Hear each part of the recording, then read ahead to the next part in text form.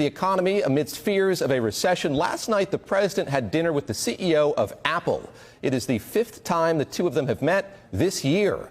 During the ongoing trade war, Tim Cook has decided his best defense is a charm offense.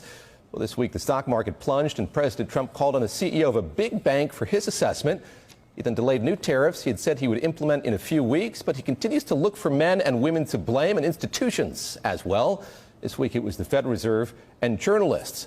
But one of his allies telling Axios the president may be running out of tools to boost the economy, adding that without the narrative on the economy, he cannot win. As Sahil writes for Bloomberg News, economic trends tend to predict election outcomes, and recessions can be kryptonite for the party in power. At a rally in Manchester, New Hampshire this week, this was the president's economic pitch. You have no choice but to vote for me because your 401ks, down the tubes, everything's going to be down the tubes. So whether you love me or hate me, you got to vote for me.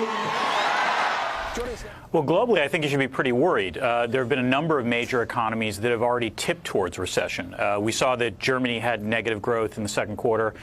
Same with the UK.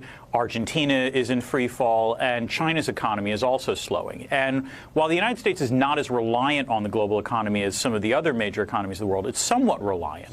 And furthermore, none of these economies are necessarily going to be rebounding anytime soon. It's not like the ECB, the European Central Bank, can cut interest rates anymore. So that's going to be a drag on U.S. economic growth, regardless of what the Federal Reserve does or what the Trump administration does.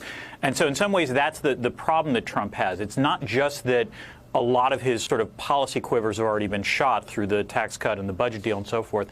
It's that he's actually at the mercy of forces beyond his control.